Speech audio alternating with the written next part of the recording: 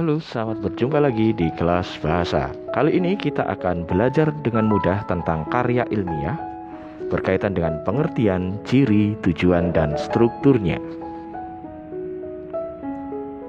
Apa itu karya ilmiah? Karya ilmiah adalah tulisan atau laporan tertulis yang memaparkan hasil penelitian atau kajian suatu masalah. Karya ilmiah adalah penyajian fakta yang ditulis sesuai dengan metodologi penulisan yang baik dan benar. Karya ilmiah merupakan laporan tertulis tentang hasil kegiatan. Jadi, laporan termasuk dalam karangan ilmiah. Ciri-ciri karya ilmiah. Yang pertama, menyajikan fakta objektif secara sistematis. Menyajikan suatu pengetahuan yang dapat berupa gagasan tentang sesuatu atau tentang pemecahan suatu masalah. Menyajikan pengetahuan yang didasarkan pada data atau dengan teori-teori yang telah diakui kebenarannya. Mengandung kebenaran yang objektif dan menggunakan skema tertentu. Tentu juga tidak emotif atau menimbulkan atau membangkitkan emosi. Tujuan dari penulisan karya ilmiah adalah untuk melatih mengungkapkan pikiran atau hasil penelitian secara sistematis dan metodologis dalam bentuk tulisan ilmiah. Yang kedua, melatih keterampilan dasar untuk melakukan penelitian. Yang ketiga, melatih mengorganisasikan fakta atau data secara jelas dan sistematis. Yang keempat, untuk melatih keterampilan membaca dan menulis efektif.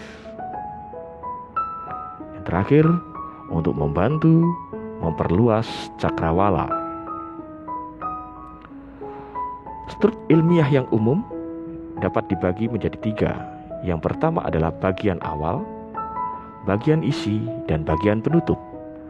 Pada bagian awal dibagi menjadi 4 bagian, yaitu halaman judul, kata pengantar, daftar isi, dan daftar lampiran. Sedangkan pada bagian isi kita bagi menjadi 3 bagian utama, yaitu bab pendahuluan, bab pembahasan, dan bab penutup. Pada bagian pendahuluan terdiri dari latar belakang masalah, batasan masalah, rumusan masalah, tujuan penulisan, dan manfaat. Pada bagian pembahasan terdiri dari 2 bagian inti, yaitu kajian teori dan pembahasan. Pada bagian penutup terdiri dari simpulan dan saran. Pada bagian penutup terdiri dari daftar pustaka dan lampiran. Baik, kita akan bahas satu persatu.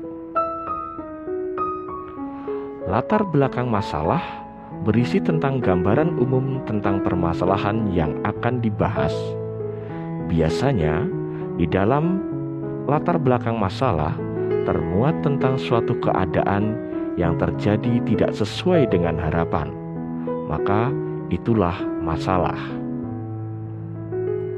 Batasan masalah menjelaskan pokok permasalahan yang akan dibahas, membatasi permasalahan yang dibahas dalam tulisan atau bagian yang dikenai penelitian.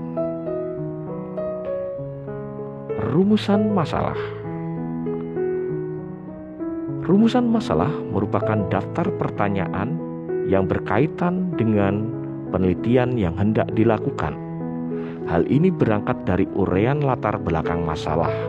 Sebagai contoh, terdapat sebuah topik penelitian berjudul menumbuhkan minat baca siswa SMK di Indonesia. Maka, rumusan masalahnya dapat ditulis sebagai berikut. Bagaimanakah minat baca siswa SMK di Indonesia? Bagaimanakah meningkatkan minat baca siswa SMK di Indonesia? Ingat, Karena rumusan merupakan daftar pertanyaan, maka rumusan masalah ditulis menggunakan kalimat tanya. Penanda kalimat tanya adalah diakhiri dengan tanda tanya. Tujuan penulisan. Tujuan penulisan merupakan sasaran yang hendak dicapai dari sebuah penelitian. Penulisan tujuan penelitian biasanya berdasarkan rumusan masalah. Dengan kata lain, tujuan penelitian adalah menjawab rumusan masalah. Contoh topik penelitian menumbuhkan minat baca siswa SMK di Indonesia. Rumusan tujuan penelitiannya adalah untuk mengetahui sejauh mana minat baca siswa SMK di Indonesia, untuk mengetahui cara meningkatkan minat baca siswa SMK di Indonesia. Rumusan dan tujuan, bila kita lihat misalnya sebuah tema minat baca siswa kelas 11 DITF, maka rumusan masalahnya bisa ditulis demikian. Bagaimanakah minat membaca siswa kelas 11 DITF? Dan tujuan dari penulisan bisa kita rumuskan mengetahui tentang minat baca siswa kelas 11 DITF. Dari contoh ini, Anda sudah memahami bagaimana menuliskan rumusan masalah dan bagaimana menuliskan tujuan penulisan. Ya, rumusan masalah berkaitan dengan tujuan penulisan, dan penulisan tujuan selalu berangkat dari rumusan masalah.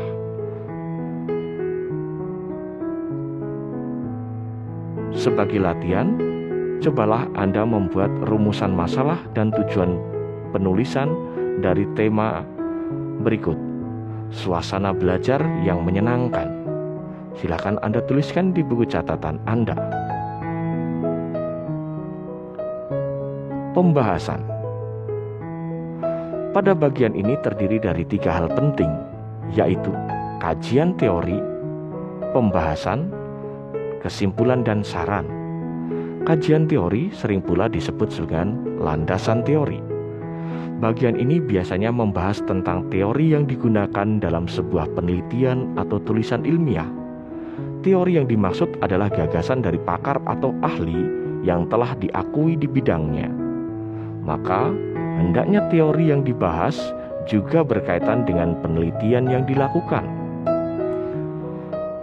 Pembahasan mengulas atau membahas pokok penelitian berdasarkan data-data yang telah dikumpulkan.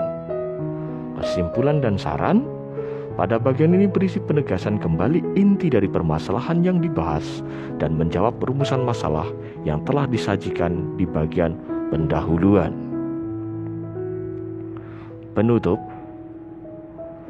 Pada bagian penutup terdapat 2 hal yang kiranya perlu disajikan, yaitu daftar pustaka.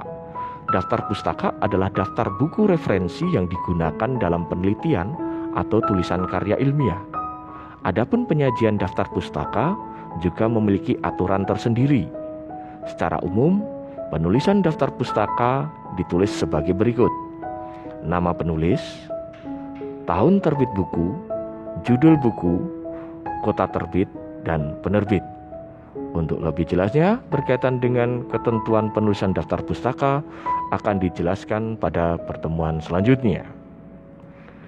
Lampiran adalah daftar data-data yang penting untuk diketahui oleh pembaca. Baik, ini sekilas tentang belajar karya ilmiah. Semoga Anda dapat memahami meskipun sekilas. Untuk kejelasan lebih lanjut, silakan Anda tuliskan pertanyaan di kolom komentar maupun bertanya langsung melalui guru Anda. Terima kasih, selamat belajar dan tetap semangat.